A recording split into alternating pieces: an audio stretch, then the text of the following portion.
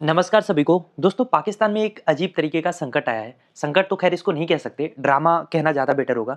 जो वहाँ की टॉप लीडरशिप है, मैं मिलिट्री की बात कर रहा हूँ, वो एक तरीके से शून्य में जाके फंस चुका है और उसकी वजह है पाकिस्तानी प्राइम मिनिस्टर शहबाज शरीफ। 29 नवंबर बीत चुका है, जो कि आपको पता है, हर रोज़ की तरह 29 नवंबर को भी बीतना ही था। लेकिन ये तारीख पाकिस्तान में पाकिस्तान के जो फील्ड मार्शल हैं आसिम मुनीर, उनके लिए बहुत इंपॉर्टेंट है, क्योंकि इस दिन इनका 3 साल का जो ओरिजिनल टेन्योर है सेना प्रमुख के रूप में, वो समाप्त हो गया। यानी 29 नवंबर के बाद आसिम मुनीर किसी पद पे नहीं है। कायदे से होना तो ये था कि देश का पहला और जो सबसे शक्तिशाली नई पोस्ट बनी है चीफ ऑफ डिफेंस फोर्सेस की, उस पे उनको आधिकारिक तौर पे नियुक्त किया जाना था, जिसके लिए पाकिस्तान के प्रधानमंत्री शहबाज शरीफ के सिग्नेचर और एक गेस्टेड नोटिफिकेशन की जरूरत थी। लेकिन शहबाज शरीफ ठीक इसी टाइम पे इस्लामाबाद में मौजूद ही नहीं है। वो पहले बहरीन गए, कायदे से तो उनको बहरीन से वापस पाकिस्तान आना था, लेकिन वो वहां से लंदन रवाना हो गए। सवाल ये नहीं है कि पाकिस्तान का प्रधानमंत्री यात्राएं क्यों कर रहा है, सवाल ये है कि डेडलाइन उनको भी पता थी। इस टाइम पे वो देश से दूरी क्यों बना रहे हैं? क्या वो ऑफिशियली आसिम मुनीर को सीडीएफ बनाने के लिए तैयार नहीं है?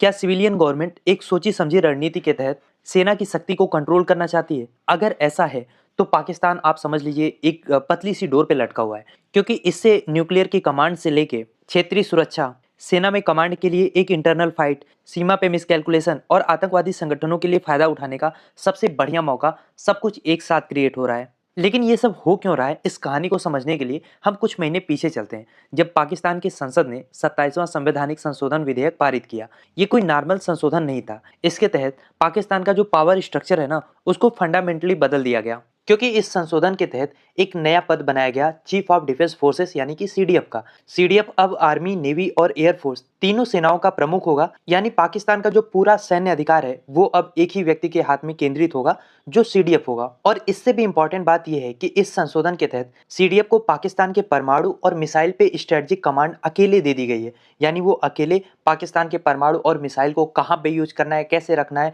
क्या कुछ करना है, उसका डिसीजन सीडीएफ अकेले ले सकता है। ये चीज पहले नेशनल कमांड अथॉरिटी या यूं कहें कि सिविलियन गवर्नमेंट के हाथ में थी। लेकिन मामला यहां भी खत्म नहीं होता। इस संविधान संशोधन के जरिए एक और खतरनाक पॉइंट इसमें जोड़ा गया है, वो है लाइफ टाइम इम्यूनिटी का। यानी अब कानून के अनुसार पाकिस्तान का जो सीडीएफ होगा, वो अपने कार्यकाल के दौरान या उसके बाद भी किसी भी न्यायिक जांच से बाहर होगा। उसके ऊपर कोई जांच वगैरह नहीं हो सकती। सजा देने के बारे में तो आप सोच भी नहीं सकते। और आपको मैं याद दिलाता चलूं कि कुछ इसी तरीके की इम्यूनिटी हमारे मोदी जी ने दी है मुख्य चुनाव आयुक्त और दोनों जो सहायक चुनाव आयुक्त हैं उनको। यानी अपने ज्ञानेश कुमार के ऊपर भी कोई न्यायिक जांच नहीं बैठ सकती, कोई उनके ऊपर कार्रवाई नहीं हो सकती कार्यकाल के दौरान, वो कुछ भी करें। अब पाकिस्तान में तो विश्लेषक इसको एक तरीके से कॉन्स्टिट्यूशनल तख्ता पलट कह रहे हैं। इंडिया में आप इसको क्या कहना चाहते हैं, ये आपकी मर्जी है। खैर, तो आप समझ गए होंगे अब तक कि ये पद पाकिस्तान में कितना इंपॉर्टेंट होने वाला है।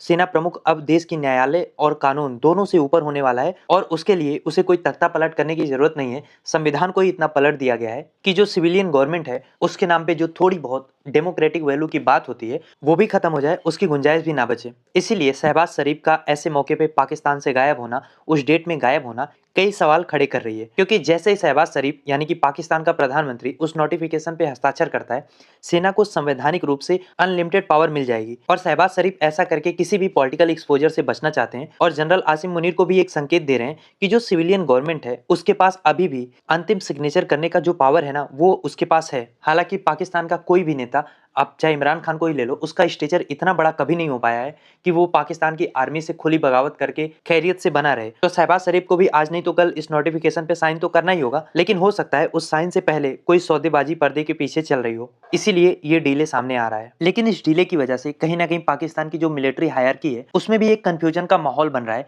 क्योंकि देखिए, जनरल मुनीर का कार्यकाल जो है वो 3 साल का था, जो 29 नवंबर को पूरा हो गया। हालांकि 2024 का जो आर्मी एक्ट संशोधन हुआ था उसमें सेना प्रमुखों का कार्यकाल बढ़ा के 5 साल कर दिया गया था। फिर भी सीडीएफ का जो नया संवैधानिक पद है उसके लिए कम से कम पाकिस्तान की गवर्नमेंट से एक अधिसूचना, एक नोटिफिकेशन जारी होना जरूरी है। हालांकि कुछ लोग मान रहे हैं कि 2024 के संशोधन के बाद आसिम मुनीर का कार्यकाल ऑटोमेटिकली बढ़ गया है, जबकि कुछ लोगों का मानना यह है कि अगर उनको सीडीएफ बनना है तो प्रधानमंत्री की मंजूरी, उनका हस्ताक्षर तो जरूरी होगा ही। तो कहीं ना कहीं इस डिले ने एक कंफ्यूजन तो जरूर क्रिएट किया है, और इस कंफ्यूजन ने पूरी की पूरी इंटरनेशनल कम्युनिटी को भी चिंता में डाला है। क्योंकि यहाँ पे मामला परमाणु हथियार का भी है कि उसकी कमांड किसके हाथ में है, कम से कम ये तो इंटरनेशनल कम्युनिटी को क्लियरली पता होना चाहिए। हालांकि इन सब के अलावा भी सेना के भीतर भी एक इंटरनल जॉकिंग शुरू हो गई है। 2 नए 4 स्टार पदों की चर्चा हो रही है। क्योंकि होता यह है कि जब शीर्ष नेतृत्व पे सवाल उठता है तो जो दूसरे लोग होते हैं, जो सेकंड लेयर में होते हैं, जो नंबर 2 होते हैं, वो भी अपनी दावेदारी ठोकने लगते हैं, उसके लिए अपना हाथ-पाँव चलाना शुरू कर देते हैं। यानी कहीं न कहीं एक आंतरिक प्रतिस्पर्धा भी पाकिस्तान की जो इंटरनल मिलिट्री स्टेबिलिटी है, उसको नुकसान पहुँचा रही है। हालाँकि कुछ रिपोर्ट में दावा ये भी किया जा रहा है कि प्रधानमंत्री शहबाज शरीफ का लंदन जाना केवल संयोग नहीं है, बल्कि उनके भाई नवाज शरीफ द्वारा रची गई एक राजनीतिक चाल है। देखिए, नवाज शरीफ की बात करें तो ऐसा नहीं है कि उनका पाकिस्तान की मिलिट्री के साथ बहुत अच्छा रिश्ता रहा है। उन्हें 3 बार प्रधानमंत्री के पद से हटाया गया, तो ज़ाहिर-सी बात है नवाज शरीफ की भी पहली प्रायोरिटी ये होगी कि कोई भी आर्मी चीफ इतना शक्तिशाली ना हो जाए कि सिविलियन गवर्नमेंट को जब चाहे धमका दे, जब चाहे गिरा दे। यानी नवाज और शहबाज दोनों भाई लंदन में बैठ के इस बात पे विचार विमर्श कर रहे होंगे कि जनरल मुनीर को सीडीएफ बनाने के लिए कौन सी शर्तें रखनी चाहिए, कि अगर शहबाज शरीफ पाकिस्तान में होते ना, तो आसिम मुनीर ने अब तक हाथ मोड़ के जहां चाहते शहबाज शरीफ से साइन करा चुके होते, लेकिन वो पाकिस्तान में है नहीं, तो कहीं ना कहीं जनरल मुनीर पे भी एक दबाव बनाया जा रहा है। इसको एक बार्गेनिंग चिप की तरह यूज किया जा रहा है, जिसका उद्देश्य ये हो सकता है कि सीडीएफ को मिलने वाली जो अनलिमिटेड पावर है, जो उनको जुडिशियल इम्यूनिटी दी जा रही है, या तो उसको कम किया जाए, या तो सीडीएफ के अधिकार क्षेत्र को कायदे से परिभाषित किया जाए। नवाज शरीफ ये भी दिखाना चाह रहे हैं कि उनकी पार्टी या जो उनकी सिविलियन गवर्नमेंट है, वो अभी इतनी कमजोर नहीं है, और कहीं ना कहीं वो इस सिविलियन गवर्नमेंट को एक रबर स्टैंप बनने से रोकना भी चाहते हैं। लेकिन इससे एक चीज क्लियर हो गई, जिस तरीके का पॉलिटिकल थ्रिलर पाकिस्तान में चल रहा है, यानी पाकिस्तान की वास्तविक सत्ता इस्लामाबाद से नहीं चल रही है, बल्कि लंदन में बैठा शरीफ परिवार और रावलपिंडी में बैठे सैन्य नेतृत्व के बीच में चल रहा है। हालांकि इस टसल से पाकिस्तान में जो हाई इन्फ्लेशन है, जो महंगाई है, जो इनका वीक फॉरेन रिजर्व है, वो और भी संकट में जाने वाला है, क्योंकि इससे पाकिस्तान में स्टेबिलिटी कम होती है। एक तो वैसे भी इनको मुश्किल से आईएमएफ का बेल आउट पैकेज मिलता है, फॉरेन इन्वेस्टर वैसे भी पाकिस्तान में जाने से घबराते हैं, उसमें इस तरीके की जब इनस्टेबिलिटी आती है तो अर्थव्यवस्था पाकिस्तान की और भी ज्यादा दबाव झेलेगी। इसके अलावा एक पड़ोसी होने के नाते भारत के लिए प्रॉब्लम ये है कि जब भी पाकिस्तान के अंदर, चाहे वो सेना के ही अंदर क्यों ना हो, कोई आंतरिक कला होती है, तो पाकिस्तानी सेना अक्सर बाहरी मोर्चे पे कार्रवाई करके एक आंतरिक संतोष पैदा करने की कोशिश करती है। तो ऐसे में जो हमारी एलओसी है, वहां पे पाकिस्तान कोई मिस एडवेंचर कर सकता है, खासतौर पे जनरल मुनीर खुद कर सकता है, ताकि अपनी वैलिडिटी को, अपनी यूटिलिटी को बनाए रखे। इसलिए पाकिस्तान में जो चल रहा है उसको बहुत ध्यान से मॉनिटर करने की जरूरत भारत को है। हालांकि पाकिस्तान का इतिहास हम देख लें तो वहां पे कभी भी एक डेमोक्रेटिक रिजीम पावर में नहीं रही है, हमेशा से सिविलियन गवर्नमेंट और जो सैन्य सत्ता है, दोनों का मिक्स, दोनों का हाइब्रिड रेजिम रहा है। 1958, 1977 और 1999 में 3 बार जब पाकिस्तान में तख्ता पलट हुआ, उसके अलावा भी पाकिस्तान में जितनी भी सिविलियन गवर्नमेंट रही है, वो इनडायरेक्टली सेना के प्रेशर में ही काम करती रही हो। सेना चाहे विदेश नीति हो, रक्षा नीति हो, या फिर कोई आंतरिक सुरक्षा का मामला हो, हर जगह अपना वीटो पावर इस्तेमाल करती है। और ये एक तरीके का विशियस साइकिल है, जहाँ पे कमजोर लेकिन महत्वाकांक्षी नेता सत्ता में आने के लिए सेना का समर्थन लेते हैं, और जैसे ही वो अपनी स्वतंत्रता दिखाने की कोशिश करते हैं, सेना उनको फिर से सत्ता से बाहर कर देती है, डिस्टेबलाइज कर देती है। और यही रीजन रहा है कि कोई भी पाकिस्तानी प्राइम मिनिस्टर आज तक अपना टेन्योर पूरा नहीं कर पाया है, 5 साल सत्ता में नहीं रह पाया है। इमरान खान इसके साइनिंग एग्जाम्पल है। लेकिन इन सबसे परे सवाल यह है कि अब आगे क्या होगा।